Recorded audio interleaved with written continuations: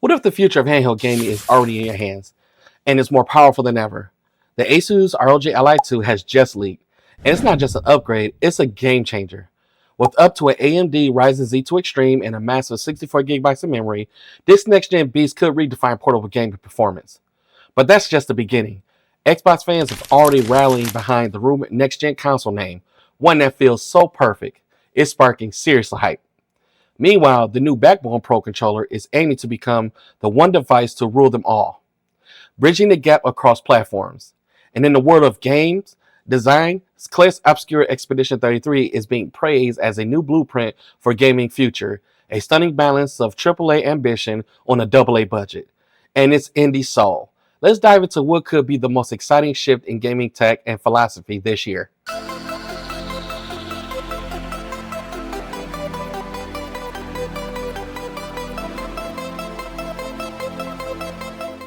Ladies and gentlemen, grab your RGB lit snacks and brace yourselves because ASUS ROG Ally 2 just got leaked harder than my KD ratio on Modern Warfare.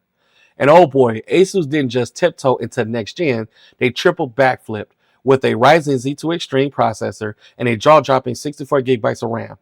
64, as in enough memory to open up your Chrome tabs, run Starfield, and still have room left to ask, do you even optimize, bro? But wait, it gets spicier. There are two flavors of this beast, a sleek white version for a minimalist and a black version with an actual Xbox button, as if ASUS and Microsoft just looked at each other and said, hey, want to make a handheld that slaps? The white one is rocking a powerful, efficient APU, which means it'll last longer than your New Year's resolutions.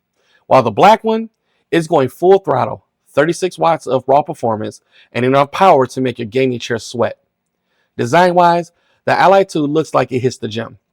Bigger grips, dual USB-C ports, and the kind of curves that make your Joy-Cons jealous.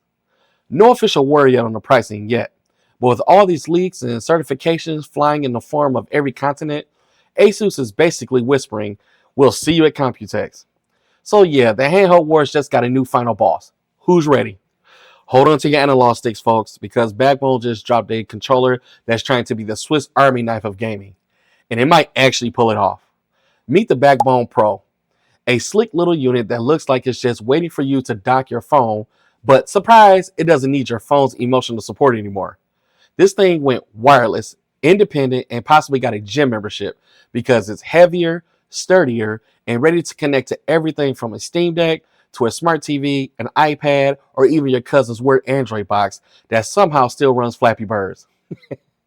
And while it looks like the Backbone 1 doesn't let that familiar face fool you inside, but it's got 3 circuit boards per side because apparently Backbone engineers saw the switch and said, yeah, cute, now hold our soldering irons. With full-size thumbsticks, proper triggers, a headphone jack, USB-C, and 40 hours of battery life, is basically a love letter to gamers with commitment issues. One controller to pair with them all. Yes, please, but here's the kicker. The Backbone Pro isn't just flexing hardware, the software is where it goes full Tony Stark. The Backbone app remembers your consoles, control layouts, where you left in your games, and even sneaks in an emulator for retro titles. It's like a game bullet that says, ah, yes, sir, you were just rage quitting on your iPad. Shall I resume? Now, it doesn't work for PlayStation or Switch yet because, licensing is a buzzkill. But the dream, one controller to rule them all. At $169, it's not exactly budget friendly, but if it replaces every controller you've ever owned and helps you finally beat that final boss on 3 platforms at once, might be worth it. Want to see what the controller chaos looks like in 2025? The Backbone Pro is here to show you.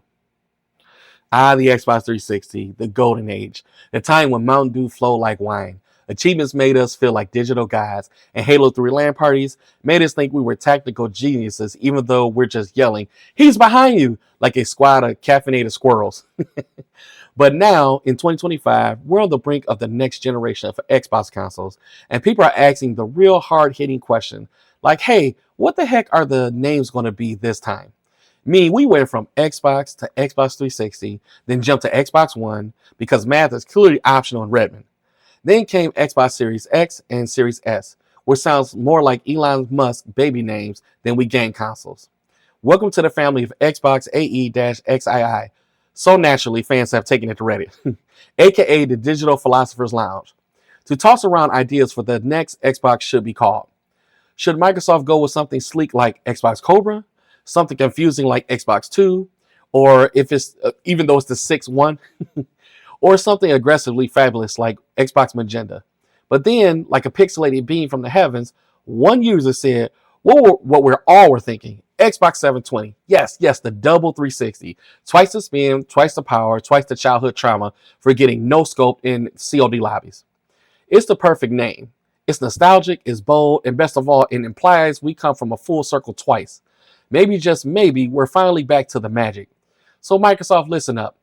Let us have the Xbox 720. Let us relive the era where the controller vibrated so hard it dislocated your thumb.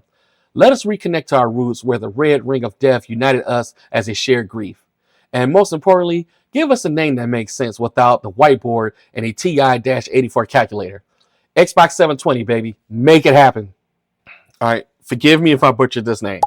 Former PlayStation buff Shuhei Yoshida dropped a glowing review of Clair Obscur Expedition 33, and honestly, it sounded like he just found the gaming industry's version of a unicorn.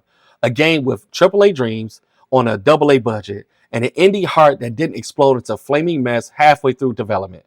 For only $50, this thing delivers the kind of artistic flair and polish you expect from an $80 blockbuster, minus the 150-hour open world bloat where you spend 20 hours picking berries for a side quest that never matters. Yoshida basically said, yo, I'm tired. I got stuff to do. Give me a beautiful RPG that doesn't require a sabbatical to finish. And Clair Obscur heard him loud and clear. Despite launching on the terrifying shadow of Oblivion Remastered, you know that the game where every NPC looked like they've just seen your browser history? Clair Obscur still managed to shine like a PS2 startup screen. The team behind it, just 33 people. That's not a development team, that's a family barbecue. And yet they delivered something so good, it made Yoshida want to yell at the entire industry. This is how you make games without mortgaging your soul or need a 1,000-person team powered by Red Bulls and broken dreams. Yoshida's message is clear. The $8 million game is not dead. It's just hiding behind all the $300 million cinematic Press X the Trauma titles. He's rooting for the mid-budget masterpieces to make a comeback. And honestly, same. Because if I see one more game with a $70 price tag, a 300 gigabyte of install size, just to watch my horse testicles shrink in cold, I'm switching to board games. If you enjoyed this roundup of gaming greatness, don't forget to like, subscribe, and drop a comment with what you're most hyped for.